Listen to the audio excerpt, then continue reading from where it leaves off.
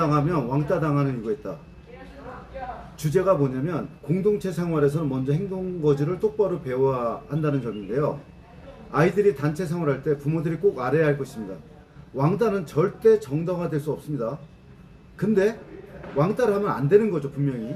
근데 가만히 보면 왕따 당하는 이유가 있어요. 누군가를 괴롭히고 따돌리고 모욕하고 집단으로 공격하는 것은 분명히 잘못입니다. 그런데 동시에 우리가 아이들에게 반드시 가르쳐야 할 것도 있습니다. 왕따 당하면 왕따를 당하는 이유가 있는 경우가 많습니다. 이 말은 왕따를 당해도 싸다는 뜻이 아닙니다. 절대 그런 뜻은 아닙니다. 이 말의 핵심은 이것입니다.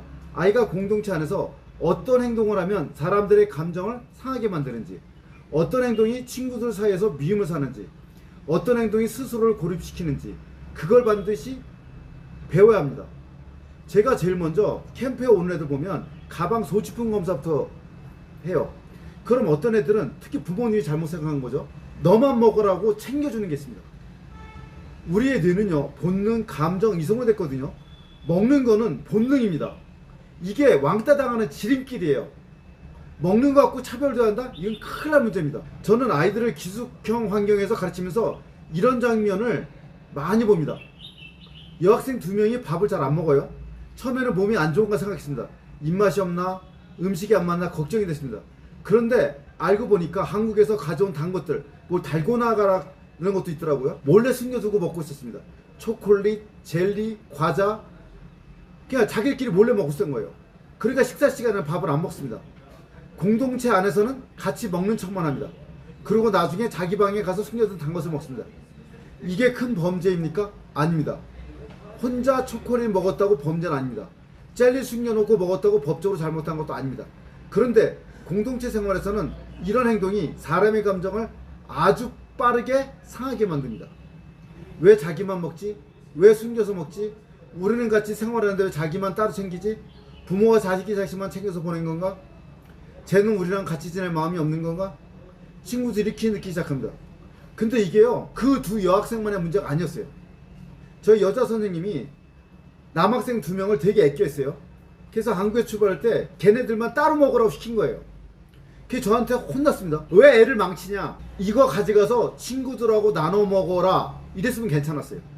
그러니까 부모나 여자분들이 실수하는 게 뭐냐면 내 새끼만 챙겨가지고 내 자식을 왕따 만드는 지름길로 만들어버려요. 본능의 영역에 속합니다. 먹는 것은.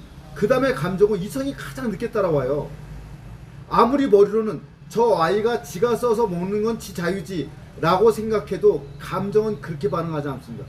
사람의 감정은 이렇게 움직입니다. 기분 나쁘다, 얄밉다, 이기적이다, 우리와 같이 하지 않는다, 저 아이는 자기만 한다. 이 감정이 먼저 생깁니다. 그리고 그 감정이 생기면 아이는 감정 때문에 그 공동체에서 고립이 됩니다. 여기서 중요한 교육이 필요합니다. 같이 있을 때는 무조건 나눠 먹어야 됩니다. 혼자 있을 때 혼자 먹는 것은 괜찮습니다. 하지만 공동체 안에서 기숙생활에서 친구들과 함께 생활하는 공간에서는 혼자 몰래 숨겨두고 먹는 행동이 관계를 망칩니다. 초콜릿 하나, 젤리 하나가 문제가 아닙니다. 그 행동이 주는 메시지가 문제예요.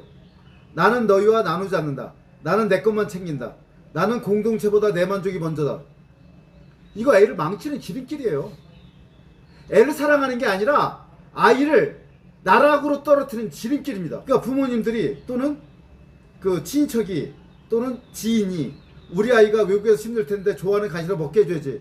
혹시 배고프면 어떡해? 다른 아이보다 우리 아이가 더 잘 지내야지. 우리 아이는 내가 챙겨야지. 부모 마음 이해합니다. 부모에게는 자기 자식이 최고입니다. 당연합니다. 자기 자식이 제일 이쁘고 제일 걱정되고 제일 챙겨주고 싶습니다. 그런데 문제는 부모가 자기 자식만 챙기는 방식이 오히려 아이를 망칠 수 있다는 거예요. 부모는 사랑이라고 생각해서 간식을 넣어줍니다. 현금을 주고 카드를 주고 몰래 먹을 거 챙겨줍니다. 하지만 그 결과 아이는 무엇을 배웁니까? 나는 특별하다. 나는 공동체 규칙을 지키지 않아도 된다. 나는 몰래 숨겨도 된다. 나는 힘들면 부모가 따로 챙겨준다. 나는 다른 아이들과 똑같이 생활하지 않아도 된다. 이런 태도가 생깁니다.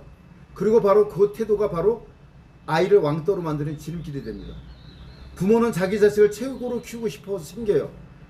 하지만 잘못 챙기면 아이는 최고가 되는 것이 아니라 사회성이 떨어지는 아이가 됩니다. 함께 먹을 줄 모르는 아이, 함께 참을 줄 모르는 아이, 함께 규칙을 지킬 줄 모르는 아이, 자기 것만 챙긴 아이, 공동체 감각이 없는 아이, 이런 아이가 돼요. 공부만 잘한다고 인생을 잘 사는 것이 아닙니다. 영어를 잘한다고, 수학을 잘한다고, 좋은 학교에 간다고 인간관계가 저절로 좋아지는 것이 아닙니다. 오히려 인간관계가 무너지면 아무리 공부를 잘해도 힘들어집니다. 저는 아이들에게 데일 카네기의 인간관계를 반드시 익힙니다.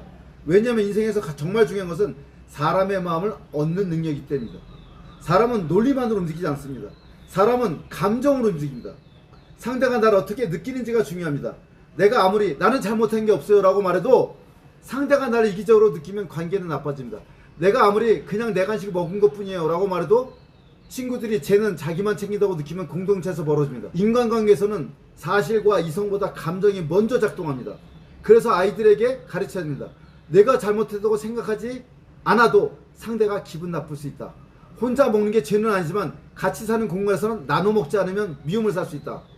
공동체에서는 내 행동이 다른 사람에게 어떤 감정을 일으키는지 생각해야 된다. 사람의 마음을 상하는 행동을 반복하면 결국 뇌가 고립된다. 이것이 진짜 사회성 교육입니다. 부모들이 가장 많이 착각하는 게 있습니다. 우리 아이는 착한데 왜 친구들이 싫어할까요? 우리 아이는 공부도 잘하는데 왜 어울리지 못할까요?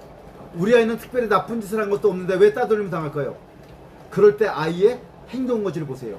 인사를 제대로 하는지, 고맙다고 말하는지, 미안하다고 말하는지, 먹을 것이 있으면 나누는지, 친구가 말할 때 듣는지, 자기만 특별 대우 받으려 하는지 않는지, 공동체 규칙을 지키는지, 힘든 일을 같이 하려고 하는지, 자기 불편함만 크게 말하지 않는지, 이런 것들이 인간관계의 기본입니다. 왕따를 예방하려면 먼저 행동 거지를 가르쳐야 합니다. 공동체 안에서는 혼자 튀는 행동을 조심해야 합니다. 하지만 특별한 혜택을 받으려 하면 안 됩니다. 몰래 숨겨두고 자기만 먹으면 안 됩니다. 부모가 몰래 챙긴 술을 자랑하거나 숨겨 먹으면 안 됩니다. 친구들과 같이 지내는 공간에서는 반드시 나눌 줄 알아야 됩니다. 그래서 기숙생활이 중요한 것입니다. 기숙생활에서는 작은 생활입니다. 작은 사회입니다. 하루 종일 같이 있습니다. 같이 일어나고, 같이 밥 먹고, 같이 공부하고, 같이 운동하고, 같이 잡니다. 이런 환경에서는 작은 행동 하나가 크게 보입니다. 누가 자기만 챙기는지, 누가 규칙을 어기는지, 누가 뒤에서 몰래 먹는지, 누가 부모를 통해 특별 대우를 받는지, 누가 공동체에 기여하는지 아이들은 다 봅니다. 어른보다 더 예민하게 봅니다. 그래서 부모가 뒤에서 자기 아이만 몰래 챙기는 행동은 위험하다 못해 아이를 망치는 지름길입니다. 부모는 사랑이라 하지만 아이들 사이에서는 이게 불공정으로 보이고, 부모는 배려라고 생각하지만 공동체에서는 특권으로 보이고, 부모는 아이를 도와준다고 생각하지만 결과적으로 아이는 친구들 사이에서 미움을 받습니다. 그러니까 부모님도 배워야 됩니다. 아이를 사랑한다면 공동체 규칙을 지키게 되고, 현금과 카드를 몰래 주는 것이 아니라 정해진 구조 안에서 생활하게 해야 됩니다. 아이를 사랑한다면 자기 아이만 특별하게 챙기는 것이 아니라 함께 살아가는 법을 배우게 해야 합니다. 진짜 사랑은 바로 이런 것입니다. 아이들은 사회성을 저절로 배우지 않습니다. 특히 요즘 아이들은 더 그렇습니다. 혼자 방에서 휴대폰을 보고 게임을 하고 먹고 싶은 것을 혼자 먹고, 부모가 모든 것을 해결해주는 환경에서 자라면 공동체 감각이 약해질 수밖에 없습니다. 그래서 기숙형 교육에서는 공보다 먼저 생활을 봐야 되고, 생활을 먼저 가르쳐야 됩니다. 정리정돈하는가, 밥을 같이 먹는가, 친구에게 양보하는가, 자기 것을 나눌 줄 아는가, 규칙을 지키는가, 불편해도 참는가, 공동체 안에서 자기 역할을 하는가, 이것이 먼저입니다. 왕따는 잘못된 것입니다. 누군가를 괴롭히면 절대 안 됩니다. 하지만 내가 공동체 안에서 미움받을 행동을 하고 있지는 않은가 되돌아봐야 됩니다.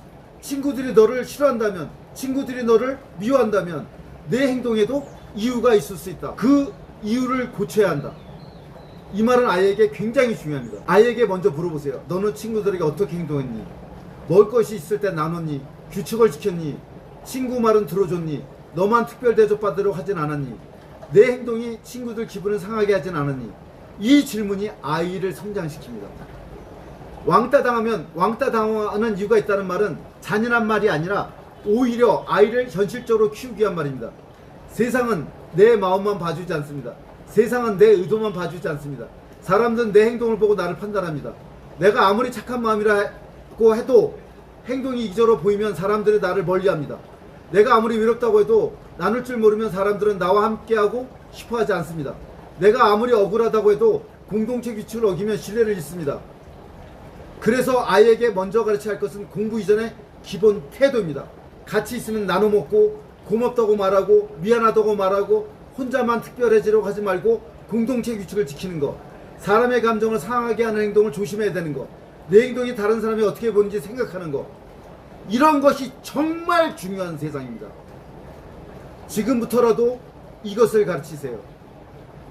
이것이 가장 중요한 것입니다. 몰래 간식 챙겨주는 것보다 나눠 먹는 법을 가르쳐야 되고요.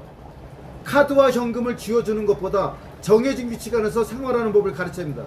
아이가 힘들다고 바로 편들어주는 것보다 아이 행동을 먼저 돌아보게 해줘야 되고, 아이를 최고로 키우고 싶다면 먼저 함께 살 줄 아이로 키우세요. 그 공동체 생활을 시키고 저희가 바로 그 공동체 생활을 먼저 가르칩니다. 이것이 먼저입니다.